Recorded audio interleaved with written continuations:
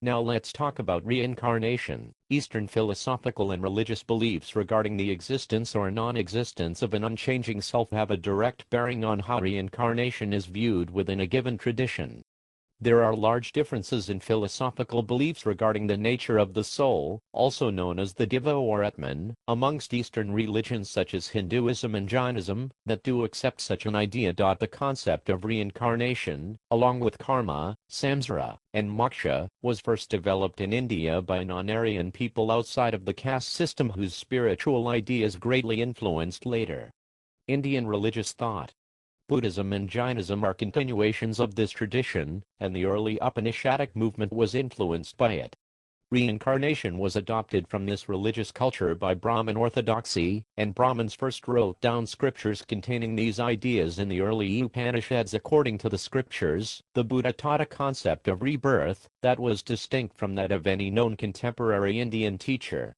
This concept was consistent with the common notion of a sequence of related lives stretching over a very long time, but was constrained by two core Buddhist concepts: anat, that there is no irreducible man or self tying these lives together, and anicca, that all compounded things are subject to dissolution, including all the components of the human person and personality.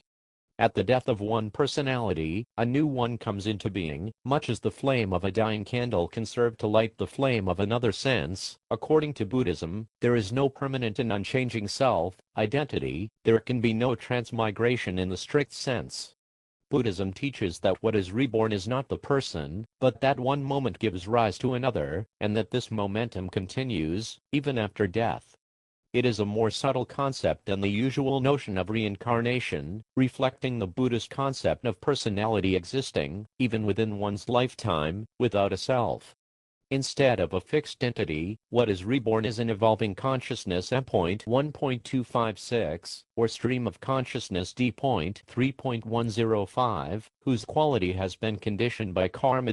Buddhism suggests that samsara, the process of rebirth, occurs across 5 or 6 realms of existence. It is actually said in Tibetan Buddhism that it is very rare for a person to be reborn in the immediate next life as a human. This depends on the karmic potentialities, or seeds they have created with their actions, and upon their state of mind at the time of death. If we die with a peaceful mind, this will stimulate a virtuous seed and we shall experience a fortunate rebirth, but if we die with a disturbed mind, in a state of anger, say, this will stimulate a non-virtuous seed and we shall experience an unfortunate rebirth. This is similar to the way in which nightmares are triggered by our being in an agitated state of mind just before falling asleep. Tibetan Buddhists also believe that a newborn child may be the rebirth of some important departed Lama. According to Hinduism, the soul, Atman, is immortal, while the body is subject to birth and death. The Bhagavad Gita states that worn-out garments are shed by the body, worn-out bodies are shed by the dweller within the body.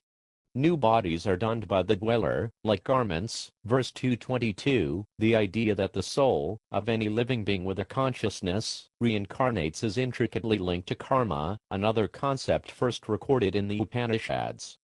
Karma, literally, action, is the sum of one's actions and the force that determines one's next reincarnation. The cycle of death and rebirth, governed by karma, is referred to as samsara.